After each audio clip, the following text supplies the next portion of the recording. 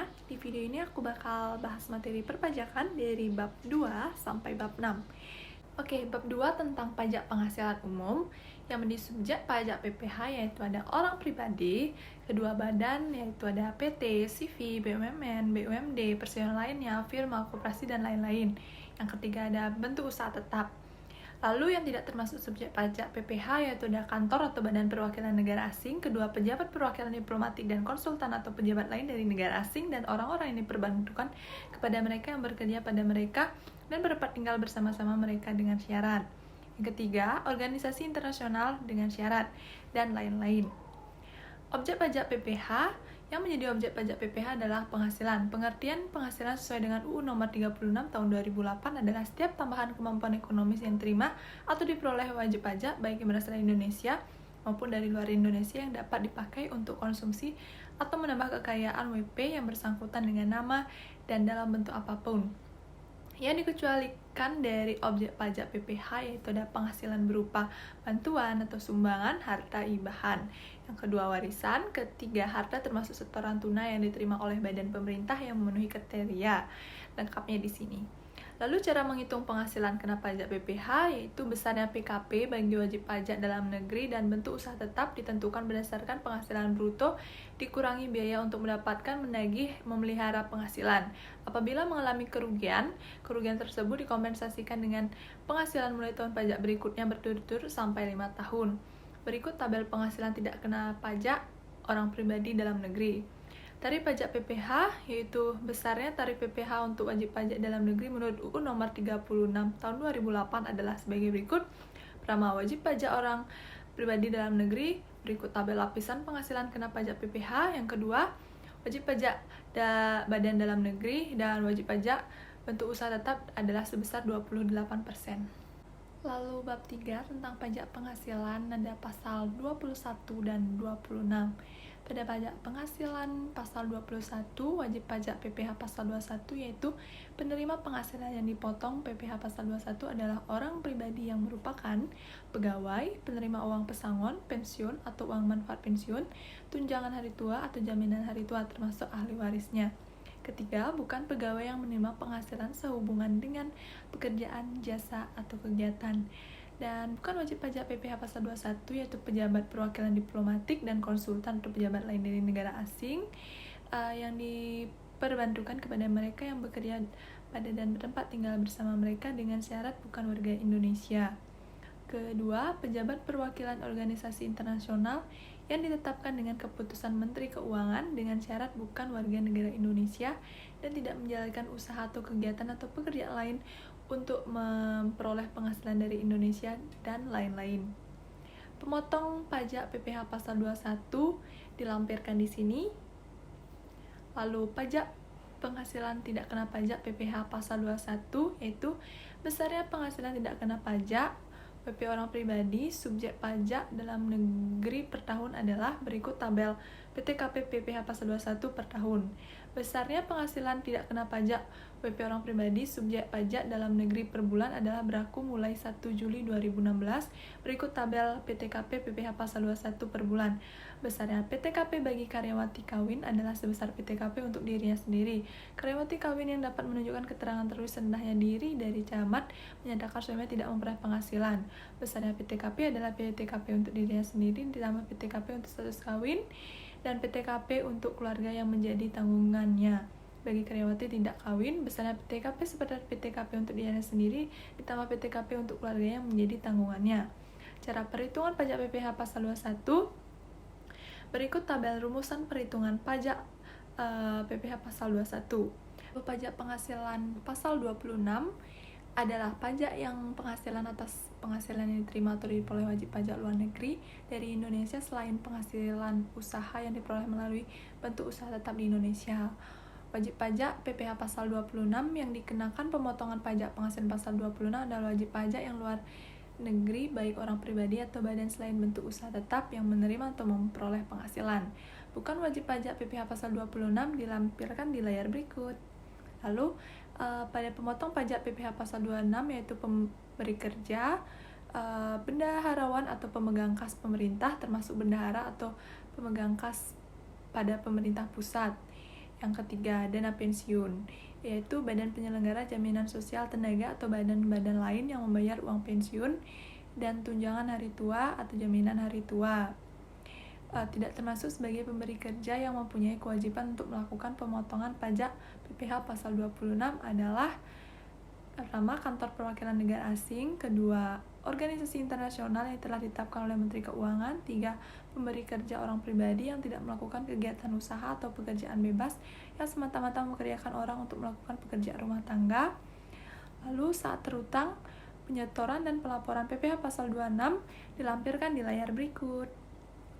Lalu objek pajak PPh pasal 26, penghasilan dipotong pajak penghasilan 26 terhadap wajib pajak luar negeri Indonesia adalah meliputi penghasilan berikut. Yang pertama, penghasilan yang diterima atau diperoleh pegawai tetap baik berupa penghasilan teratur maupun tidak teratur. Kedua, penghasilan yang diterima atau diperoleh penerima pensiun secara teratur berupa uang pensiun dan penghasilan sejenisnya. Lalu ada dividen, bunga, dan terakhir dan serta bukan objek pajak PPh pasal 26 ditampilkan di layar berikut. Lalu tarif pajak PPh pasal 26 yaitu dikenakan terhadap BP luar negeri adalah sebagai berikut, memperhatikan perjanjian penghindaran pajak berganda atau P3B. Berikut tabel tarif pajak PPh pasal 26. Lalu contoh perhitungan pajak PPh pasal 26 itu contoh Mistia adalah wajib pajak luar negeri yang bekerja pada PT Sari Rasa Utama dengan memperoleh gaji bulan Oktober 2018 sebesar 7.500.000 dan bonus 5 juta rupiah. Lalu jawabannya PPh pasal 26 atas gaji yaitu 20% dikali gajinya 7.500.000 sama dengan 1.500.000. PPh pasal 26 atas bonus sama dengan 20% dikali bonusnya 5 juta sama dengan 1 juta. Lanjut ke bab 4 tentang pajak penghasilan pasal 22. Pemungut pajak PPh pasal 22. Pemungut pajak sebagaimana dimaksud dalam pasal 22 Undang-Undang Nomor 7 Tahun 1983 tentang pajak penghasilan sebagaimana telah beberapa kali diubah terakhir dengan Undang-Undang Nomor 36 Tahun 2008 adalah: pertama, Bank Devisa dan Direktorat Jenderal Bea dan Cukai atas impor barang. 2. Direktorat Jenderal Pembendaharaan Pemerintah baik di tingkat pusat ataupun tingkat daerah yang melakukan pembayaran atas pembelian barang. Ketiga, Badan Usaha Milik Negara dan Badan Usaha Milik Daerah yang melakukan pembelian barang dengan dana yang bersumber dari belanja negara APBN dan atau belanja daerah APBD kecuali badan-badan tersebut pada angka 4. Lengkapnya di sini. Lalu pengelompokan PPh pasal 22, pembayaran PPh pasal 22 dilakukan melalui pemotongan dan dapat dibagi menjadi 3 kelompok, yaitu pertama, PPh pasal 22 bendaharawan pemerintah pusat atau daerah dan BUMN atau BUMD. Kedua, PPh pasal 22 impor. Ketiga, PPh pasal 22 yang dipungut badan-badan tertentu baik badan pemerintah maupun swasta berkenaan dengan penyerahan hasil produksi dalam negeri. Lalu objek pajak PPh pasal 22 yaitu ada impor barang. Kedua, pembayaran atas pembelian barang yang dilakukan BUMN atau BUMD yang dananya dari belanja negara atau belanja daerah. Ketiga, pembayaran atas pembelian barang yang dilakukan oleh Direktorat Jenderal Anggaran, bendaharawan pemerintah baik di tingkat pusat ataupun daerah, dan lain-lain. Objek pajak yang dikecualikan dari PPh pasal 22 yaitu di tabel berikut. Lalu tarif pajak PPh pasal 22 dilampirkan di layar berikut. Contoh perhitungan pajak PPh pasal 22. Yang pertama, PT Buana Arta Mulia mengikat kontrak dengan Pemda Sorong untuk pengadaan bangku sekolah senilai 660 juta rupiah. Pembayaran dari kontrak tersebut adalah 30% pada saat penandatanganan kontrak, 65% pada saat semua bangku sekolah sudah terkirim, 5% setelah masa pemeliharaan 3 bulan selesai. Besarnya PPh pasal 22 yang dipungut oleh bendaharawan Pemda Sorong adalah sebagai berikut. Seperti inilah contoh perhitungan pajak PPh pasal 22. Lanjut bab kelima yaitu ada tentang pajak penghasilan pasal 23 yang menjadi subjek pajak PPh pasal 23 yaitu ada badan pemerintah. Yang kedua, wajib pajak dalam badan dalam negeri. Yang ketiga, penyelenggaraan kegiatan. Yang keempat, bentuk usaha tetap dan perwakilan perusahaan luar negeri lainnya. Yang kelima, wajib pajak. Orang pribadi sebagai wajib pajak dalam negeri yang ditunjuk oleh Kepala Kantor Pelayanan Pajak sebagai pemotong PPh pasal 23 atas pembayaran berupa jasa, yaitu di tabel berikut. Dan objek pajak PPh pasal 23 yaitu ada dividen, kedua bunga, dan ketiga royalti, keempat hadiah, dan lebih lengkapnya di sini. Dasar pemotongan pajak dan tarif PPh pasal 23 yaitu dasar pengenaan dan besarnya tarif pungutan pajak penghasilan pasal 23 bagi wajib pajak yang memiliki NPWP adalah sebagaimana tersebut dalam tabel di sini. Berikut tabel dari DPP PPh pasal 23 pengenaan pungutan pajak penghasilan pasal 23 terhadap wajib pajak yang tidak memiliki NPWP sebesar 100% lebih tinggi dibandingkan dengan memiliki NPWP. Penyerahan jasa yang meliputi jasa teknik, jasa manajemen, konstruksi, jasa konsultasi, dan jasa lainnya yang telah dipotong PPh dikenakan pemotongan PPh pasal 23 adalah sebagai berikut. Berikut tabel jenis jasa usaha yang dikenakan PPh pasal 23. Jenis sewa dan penghasilan lain sehubungan dengan penggunaan harta selain yang sudah dikenakan PPh dikenakan pemotongan PPh pasal 23 adalah berikut. Berikut tabel jenis penghasilan dikenakan PPh pasal 23. Contoh perhitungan PPh pasal 23 yaitu Tuan Suwandi sebagai anggota koperasi memiliki deposito dana koperasi simpan pinjam banyak dana sejahtera sebesar 30 juta. Bulan ini menerima bunga sebesar 750.000. KSP tersebut memotong PPh pasal 23 atas bunga yang dibayarkan pada Tuan Suwandi sebagai berikut, yaitu 20% dikali 750.000 sama dengan 150.000. Lanjut bab ke-6 yaitu tentang pajak penghasilan pasal 24. Pajak penghasilan pasal 24 adalah merupakan pajak penghasilan yang terutang atau dibayarkan dari luar negeri atas penghasilan yang diterima atau diperoleh dari luar negeri yang dapat dikreditkan terhadap pajak penghasilan yang terutang atas seluruh penghasilan wajib pajak dalam negeri. Tujuannya adalah untuk meringankan beban pajak ganda yang dapat terjadi karena pengenaan pajak atas penghasilan yang diterima atau diperoleh di luar negeri. Jenis pajak yang dapat dikreditkan yaitu pajak yang dapat dikreditkan hanyalah pajak yang langsung dikenakan atas pajak penghasilan yang diterima oleh wajib pajak. Lalu batas maksimum kredit pajak PPh pasal 24 yaitu batas maksimum kredit pajak diambil yang terendah dari unsur atau perhitungan berikut ini. Yang pertama, jumlah pajak yang terutang atau dibayar di luar negeri. Yang kedua, penghasilan luar negeri dibagi seluruh penghasilan kena pajak dikali PPh atas seluruh penghasilan dikenakan tarif pasal 17. Yang ketiga, jumlah pajak yang terutang untuk seluruh PKP dalam hal PKP adalah lebih kecil daripada penghasilan luar negeri.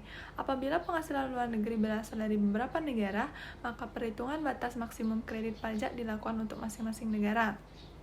Lalu ada contoh perhitungan PPh pasal 24, yaitu contohnya PT Senantiasa Abadi di Denpasar memperoleh penghasilan itu dalam tahun 2018.